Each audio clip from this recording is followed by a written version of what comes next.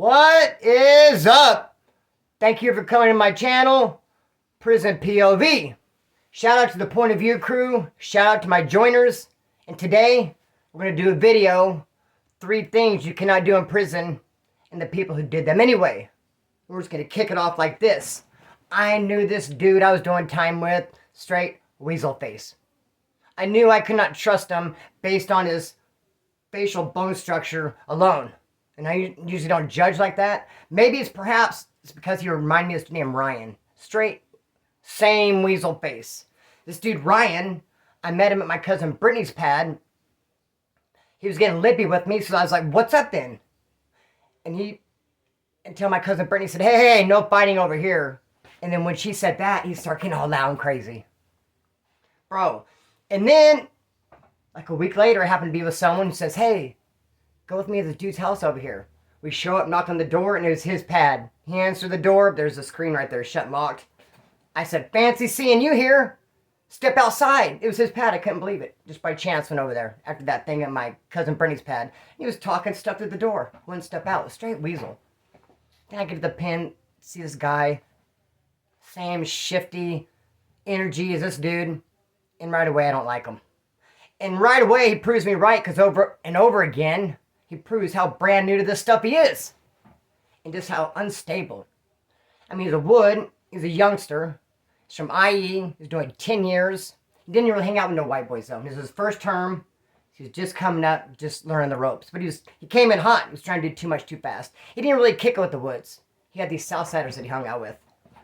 Young like him, lived in the same, neighborhood, but lived close to his pad in the streets. And they all lived together up on the second tier in the corner. Kicked with them. But when we had wood meetings and wood feasts, and we would hang out and celebrate, he would be there.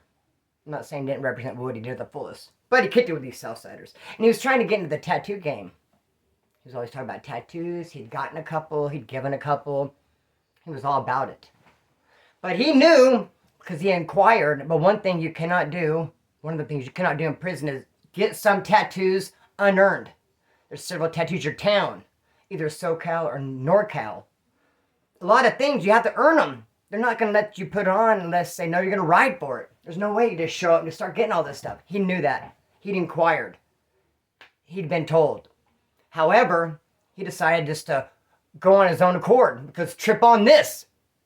One day, we're getting ready to go to dinner. They have you all line up. They call you out about 10 at a time. You're standing there waiting to go out to dinner. And he caught my eye. The only reason he caught my eye is because he crowded us. Which people do. It's not super disrespectful. But you need to do it like an OG. You need to come in. Excuse me, Spencer. Hey, what's up, homeboy? Good evening. Okay, all right. Just come smashing in, crowding. It's a little aggravating. He did that. He caught my attention, and then I saw it. A big IE tattoo right behind his ear. I couldn't believe it. I knew he didn't earn it.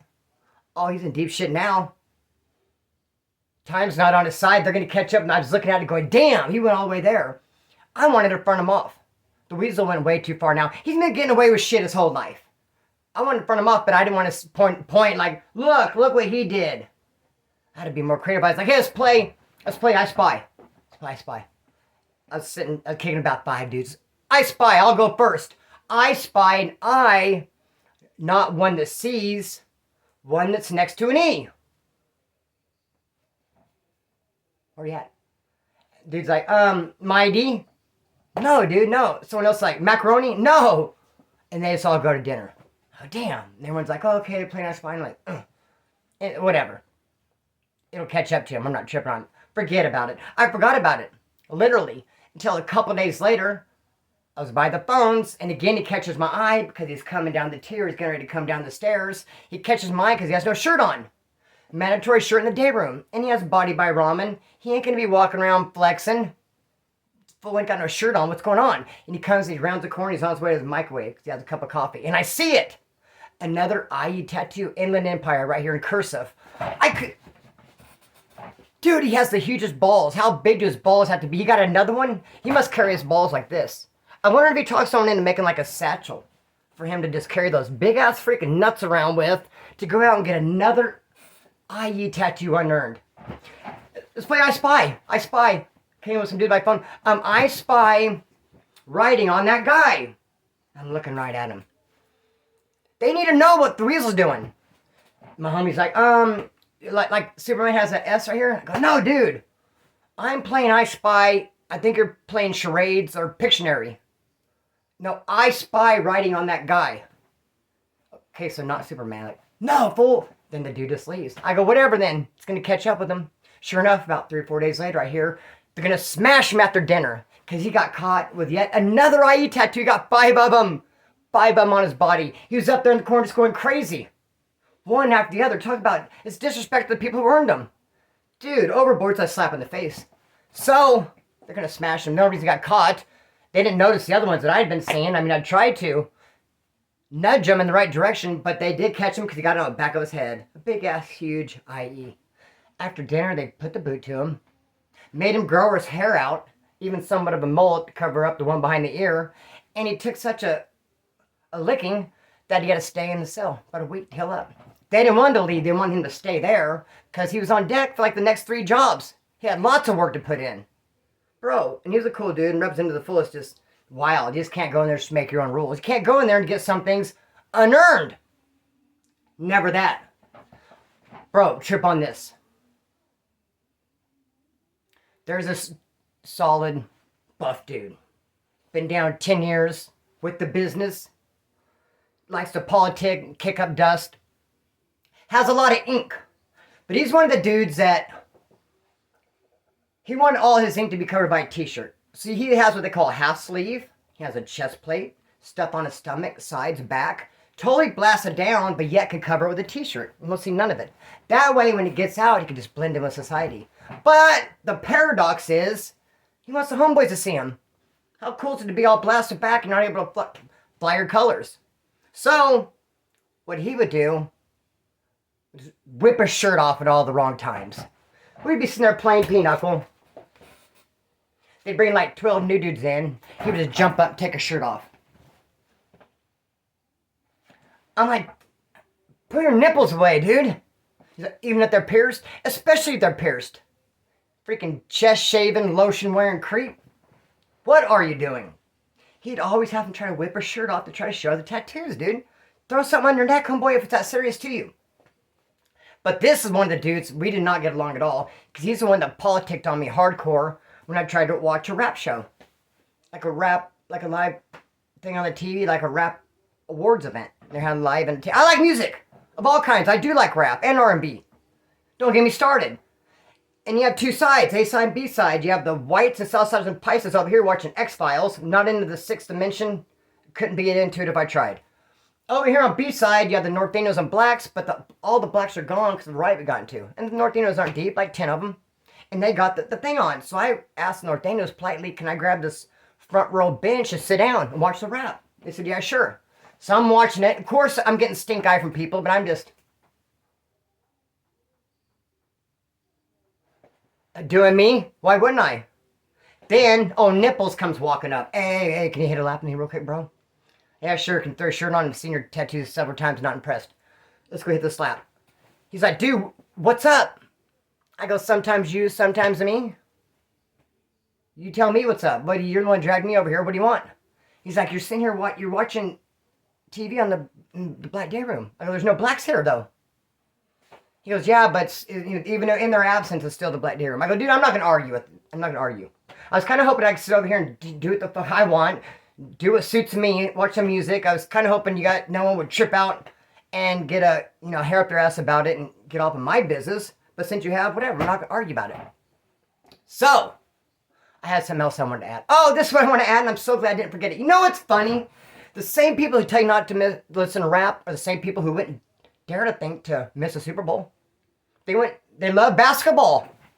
They're like, all right, Medea. And I go, E40's hard. Dude, what? So him and I bumped heads, but that was all introduction to the story. Trip on this. This is the story. Let me tell you what Nipples, Mr. Ink covered up the t-shirt did. There was an individual in that dorm with us who was Paisa, who was identified as female. Who I'm probably going to be referring to as she, for lack of a better word, in the rest of the story and the rest of this video. No surgery, nothing like that, but the long hair and the tight clothing. Now, when she showed up, a lot of people had a problem with it. Did not want her in there. Said no, but the Pisces said, no, look, she's going to stay. It's our homegirl. We'll ride for her if we have to. She's staying here. It's not allowed. The white boys do not allow it. Southsiders, North Indians. No one really does. A lot of times Pisces don't even. But this particular time, they're saying we're going to ride for her. She's going to stay. No one really wanted to take it there. They put a lot of restrictions on her. For instance, she can only take a shower like once or twice a week, just like a 10-minute window in this shower over here by herself. And I think she was limited a lot to her bed area. I didn't really see her that much. I didn't pay attention. But I knew she existed. I know there's a little bit of tension over it, but they just, don't worry about her homegirl. The dude, nipples with the tattoos, slept next to her. It's full set next to her. She went and told her people one day, all upset, that he whipped it out, exposed himself in the middle of the night. I guess that's what I'm getting at. That's number 2. You can't whip your junk out in the California prison system. No pervert shit. I guess other prisons, it's cool to do it. Dudes can go in, they pluck their eyebrows, and they just, I'm getting off the wrong path. I mean, what I'm trying to say is, I've heard of people going to other prisons and they'll whip it out and show it to cops, and they call it banging at them, getting off on them. It's supposed to be like a badge of honor, if you can imagine such a thing. But any sort of whippage, outage, showing, eye pollution, big no-no. Cannot whip it out at all. No way. I even remember this, and just cram this in real quickly, when I did a layover at Ironwood. The cop told us, when he checked, I stayed there one night. I was coming from Arizona, going to New Delano. He said, look, the night cop is a female, she don't play. Even if you're taking a leak, and she walks by and she looks in your cell, do you count? She can write you up, she's going to throw a stiff charge at you, a sexual charge. So if you hear those keys, don't even get up to pee. Sure enough, middle of the night, I wake up, so I hear keys. It's all dark, she's in the building, and I got to pee bad. And I had to wait for those keys to leave. And it took a long ass time. You can't whip it out. I know another dude who whipped it out and showed the nurse. She told the homeboy that beat him down bad. I saw him afterwards. What happened to you, homeboy? I know you got a green light on you. He's like, I've got a kite. No, he whipped it out. So I can go with stories, but I'm going with this one. What this fool did. Whipped it out. Whoop. He happened to clean it up, though. I don't know how the fuck this fool cleaned it up. He said it was an accident. He said, I'm embarrassed. He said, I was getting my money, as we all do, and if I happened to do it, it was an accident, and no harm. I didn't mean any harm. I'm embarrassed. No way did I mean to do it. And actually won him over. Actually saved his ass. They're thinking, you know what? Maybe this might be a freaking, how much time have accident. But most of the people, myself included, are thinking, yeah, right. Fucking maniaco. I think he done on purpose. I think he's straight sicko. So, it was divided. They let it slide. Let him stay there. Be that as it may. 2 weeks go by. Oh, and this is what they made him do too. They made him, because they slept next to each other, they made him go on the top rack. Because they're both on the bottom rack. They said, okay, we're going to put him up on top. He said it was an accident. He's real embarrassed. Let's put him on that top rack. Then, 2 weeks later, the Paisa, she moves to the other side. They were on, when you walk in one to the left, moved all the way to the right. Some beds opened up in there. Her and her bunkie moved over there. And didn't really pay no attention, didn't catch no mind. I didn't really know she moved. What people noticed is when 3 days later, he moved over there too. He moved next to her 3 days later. He put a bed move in.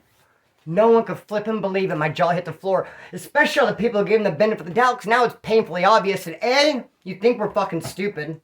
B, you must be in love. And C, it was an accident. You freaking whipped it out. And wow, when he did his bed move, I was playing pinochle. And I saw him get a cart, he loaded his stuff in the cart, and he walked it across, and I was seeing, and I was... He moved next to her. He moved next to her, but he didn't even get a chance, because he got a cart, they snatched him up, threw him in the back, and said, what the fuck's wrong with you, dude? Are you in love? What's wrong? So you did do that thing. Why are you moving over there? He's like, and for the window. I wanted that bed for the window. Dude, that window's not even by the rack you just chose. He's like, well, the light kind of... Like certain times of the day, it'll hit my knee. The light does. No, bro, they were on him like right on rice. They had him hemmed up. The cart was halfway pushed over there. His stuff was like half unpacked. And dude, how stupid. You just barely escaped with your life. It was such a big incident. Everyone politicked on it for 3-4 days straight. Talking about what would happen. He's by the hair of his chin. Then she moves. I know I'm repeating myself. And he fucking followed her. Damn. So they had him hemmed up. He was crying. Like, are you in love with her? What the fuck's your problem? And then the door opened and he ran out to try to get away. But he ran right into a cop who grabbed him by his arm and brought him right back in. And he was deer in the headlights when he got back in the dorm. I'm watching him all unfold. Like, I can't stand this dude, but it's like, this is one of those things like you wouldn't worship on your worst enemy. Like, that sounded like weird. Worship on your worst enemy. It's one of those things like you wouldn't want to wish on your worst enemy. Came in during the headlights. So bad to where the 10 dudes who were in the back going like this to him, he just like blindly walked over their zombie. And of course you start hearing, went to town. Cray cray. Dude, another thing. Don't talk to cops, man. That's a big no-no. Don't talk to cops. My first violation, I quit my job I had. It was not the duty office. The duty office would be the county jail version. This would be, I don't know what the fuck, it was a sergeant's office or some shit. I was supposed to go in there every other night, vacuum, empty the trash, and just be me and the sergeant in there. But I'd already been schooled. I'd have been told, don't put yourself in that position, because maybe after work one day, you go vacuum, empty that trash, the sergeant leaves the office, goes right to your dorm, and busts someone with a knife or something, or catches someone's pruno. It could look like you did it. Just avoid the appearance of evil. Don't put yourself in that position. To where anyone could say, well, fuck, he was alone with that cop. How'd that, went in the physic? But you get comfortable. You kind of get lax. And, bro, I'm working. I'm a porter in Max Mead. And this right here, I'm going to talk about you don't get close with cops. I'm working, unless it's a female. And then, of course, by all means. I know dudes are just flat out in love with these female cops, following them around. And it's like, dude, I think you're like putting a little bit too much time into her. Maybe you should give it a break. No, I'm about to hit. She can bring you something tomorrow. She ain't bringing you nothing, fool. Flat out in love. Just so, yeah, you can't pull them off a female guard. It seems like they always say, oh, I'm going to hit. Like, you're messing my hustle up. I got something coming in. Male cop, though, never that. You want to see some dude talking to a male cop. But I'm in a dorm. 8 porters in a 12-man dorm. That means it's 4 people less than there should be. Plenty of room. We're serving breakfast. We're serving lunch, dinner. We're doing laundry. We're doing all the work right there in Max Mead. 5 of us were. 8 of us in the dorm. The other 3, we're not doing any work. Snarf, snarf. Some of them a little bit harsh about it. Like, we want to go work. That's not the way it works. The way it works is when one of us 5 leave, you get in that spot. We don't split it up like we work days, you work nights. It's like, no, we get all that shit because we earned it because we've been here for long enough time fighting our case. When we go to the Pinta, feel free to get my spot. You're not getting it now. This older Mexican dude always wanted to go to work. And you're getting extra food, you're eating plenty. Chillax. Honey, hush. So, be that as it may. One time it's like midnight. They come by, a lot of us stayed up late. I think I was doing some push-ups or some shit. It's dark, the light's kind of dim. There's no TV on. It's kind of quiet. The cops come to the porter tank. Hey, we need a volunteer. We need someone to come out. I'm like close as like, all right, I'll grab my shirt. I'm not even tripping on it. I'm not even tripping that I'm going to be like the only inmate out amongst the cops. Because usually they pull 4 or 5 of us at a time. One volunteer. Not even tripping. Let's go. I go, and they'd had some sort of party.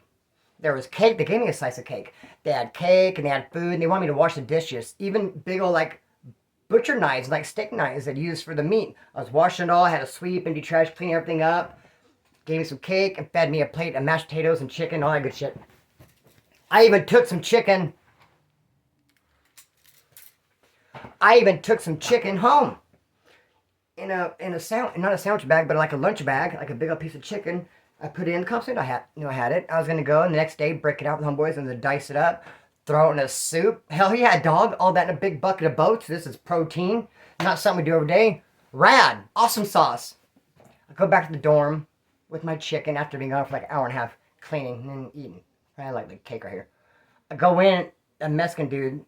He's up, and someone else kind of up in the corner, not really paying attention. He's sitting at a table. I was like, what's up, fool? So I start taking my stuff off. He's like, that's cool. That's crazy. They called you out, huh? I was like, yeah, they called me out and shit. He's like, dude, last time I was here and I was working here, they usually called this dude out in the middle of the night to work, and they'd try to get him to snitch on people and give him a bunch of food. He'd have all this, like, food and shit, and he'd be like, I'd get him to, like, tell on people and stuff. And I was just all, I'm called bullshit on that, bro. Not these cops. These cops, but... Like, every one of these cops are on a diet. They don't even have food. One for sure, that one's allergic to food.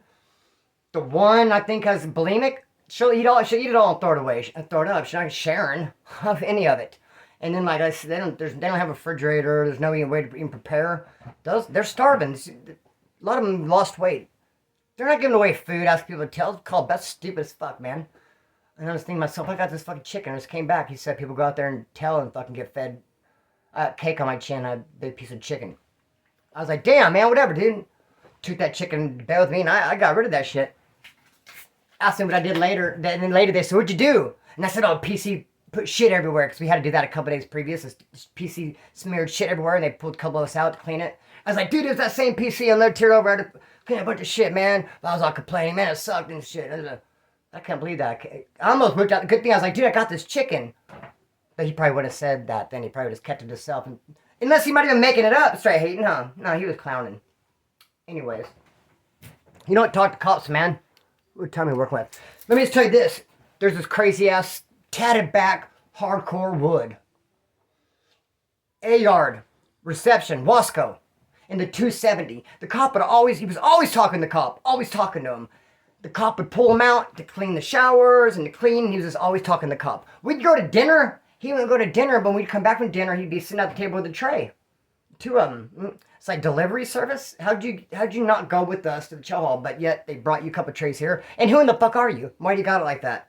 You're like the cop's little buddy. Always talking to the cop. Never in a cell. And just running around doing what he want. I knew there was something funny with them because we're on temporary bunks. So you have a 270, all these cells, and then it's overcrowding, so they put a bunch of bunks in the day room. Some on this side, some on this side. About 10 to 12 bunks. So it's like 24 extra people. Of course, you're supposed to be on your bunk and keep it down, but of course we're not. It's like, hey, look at this book, dude. Look at this tattoo. Oh, dude, look at that. Oh, I can do 2 push-ups. Hey, bro, let me see that. Let me see. I need toilet paper. Blah, blah, blah. Dude, we're not going to remain silent in our bunk, dude. We're running a fat-ass muck. This is like a shut-out apartment complex. He walked up to us. They had him out cleaning the shower, the cops did. This dude came up and said, hey, can I get you guys to kick it on your bunks? Because if you guys aren't quiet and if you don't stay in your bunks, they might not pull me out to clean. Like, bitch, please. Did you just hear what this fool said? But get your ass back to that cell, dude. And I said, okay, thanks, officer. And he goes, ha. He laughed at me. I knew when he laughed at me calling an officer, something was up. He should have been assaulted. Like my last story. I was saying how this dude was cleaning the bathrooms and would not let me take a shower because he's cleaning them. And I got hit with some pepper spray. I needed that shower. He's like, not while I'm cleaning them. I was like, all right, whatever, cop. He didn't think he was going to tear my face off. So I was like, copter. Helicopter, stupid ass ugly helicopter. Just running around like your blades is flipping around like you're some bad fucking ugly helicopter. Yeah, but I said officer, and he said, later we go to yard. This dude, we have a piece that belongs to the wood pile that's on the yard. This guy goes and grabs it, digs it up, and has it. No one questioned him why. He did it with confidence. I was like, maybe, do they know something I don't know? I don't want to embarrass myself to say, what are you doing? He's like, you don't know? We all know about this hit going to take place. You knew? So I was like, I just went along with it. Yeah, I saw him get that. Then he had in his pocket, and he went over to, he tried to do it on the down low, but he was doing sit-ups from the inclined position, and it was falling out of his pocket. He didn't have a pocket, his back pocket. He was falling out on the ground. He's totally careless with it. He got it, goes back into the building with the motherfucker. What time is it? Goes back into the building with this son of a bitch. There's a bunk right next to my bunk that's empty, and he puts it into a laundry bag and ties it to the bunk. Kind of like, are you framing me? Who framed Splin Dizzle? Who framed Roger Rabbit? It's like it's called the common area. You just put a knife in the common area. I could have easily put that there. It's the bunk next to mine. And you put it there like, what? Say what?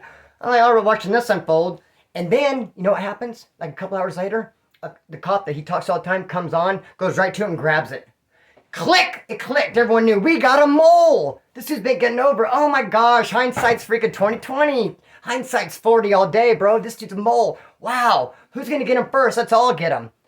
It just clicked. Dude, you went and got that knife and brought it here and told the cop to get it, dude, for an extra dinner tray or what's he giving you? And he came over to us because the dude who sat next to me was like his homeboy. And he came over and he's like, dude, I hope no one's tripping on me for that. I'm like, nah, dog. Nah, no one's tripping on you at all. Nah, why would they? Nah. Why? Because you grabbed the yard knife and brought it in and put it and a cop got an hour later? Nah, no one's tripping on that. Fuck, they got him so good on the way to breakfast. He was crying for his mom. Hey, I'm going to cut the string and let it fly. Shout out to the Point of View crew. Nothing but the most love and respect for you guys. The joiners, I love you. I got a birthday in the next couple of days. I hope you guys can celebrate with me. Let's do the damn thing. I really need to talk to you guys. We need to have a junta. For real, though. Nothing but the most love and respect. Cut the string and let it fly. Peace.